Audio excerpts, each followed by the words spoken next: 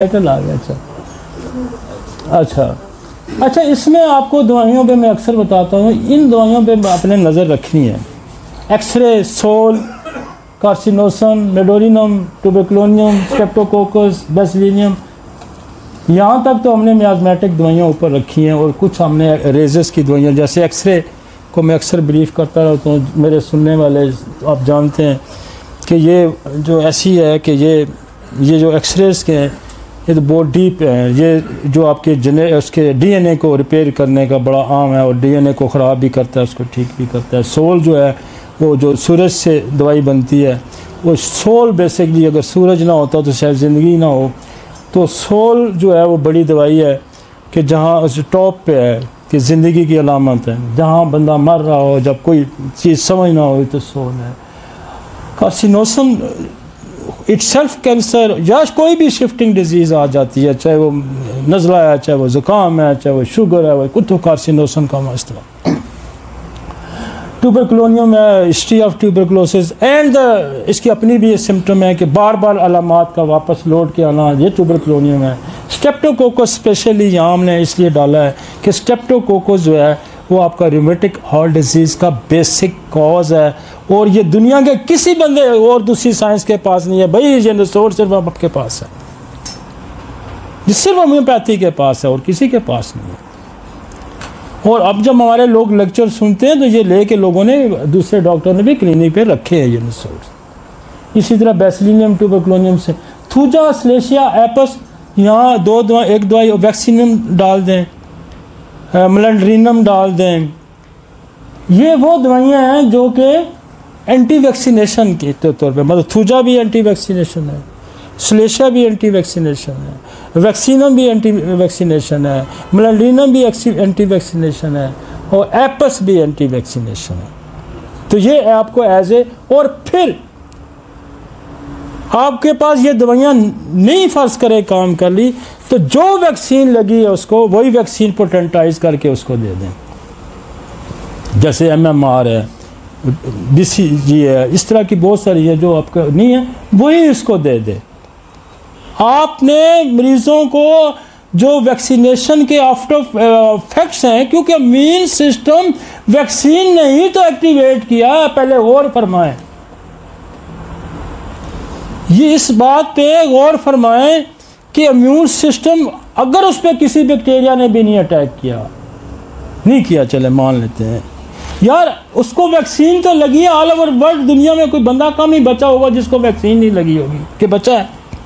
तो immune system तो activate हुआ, वो वीक था तो उसमें मिस्टेकन नहीं। इसका मतलब है इसको तो आपने एड्रेस करना ही करना है। ये बेसिक कॉज बहुत बड़ा एक कॉज है भाई,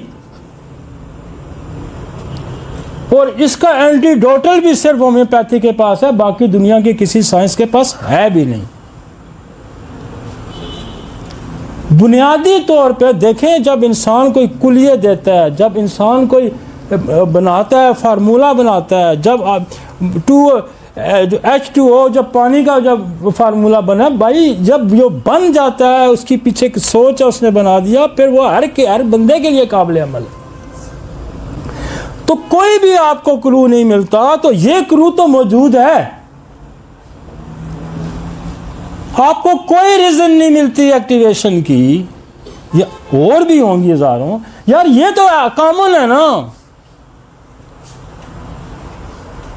ये तो कॉमन है कि वैक्सीनेशन हुई, इम्यून सिस्टम एक्टिवेट हुआ और मिस्टेकनली उसने आपकी बॉडी को डैमेज किया। इसको तो पहले दुरुस्त सिमत में लाओ ना।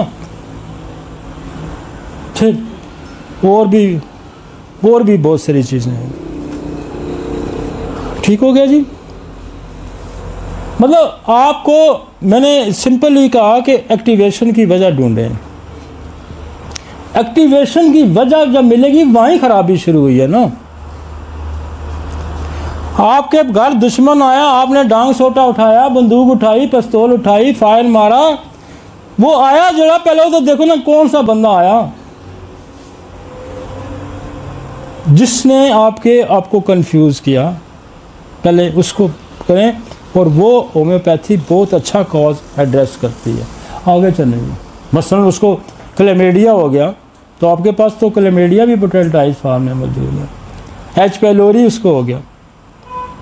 बड़े मज़े मज़े के वो मेरे पास 2 केसेस ऐसे ठीक हुए हैं। एक वो पीछे बैठा वो लाया था, मैं बंदे का नाम नहीं लेता, वो उनका मैं ऐसे ही उसको मैं सोच रहा था कि मैं पढ़ रहा था विटामिन बी जो कॉम्प्लेक्स है, विटामिन B12 जो है, सॉरी, ये मैदे के अंदर एक केमिकल है, एंजाइम है, केमिकल है, उसकी से मिल के बनता है, और वो अगर मिसिंग हो तो विटामिन B12 नहीं बनता।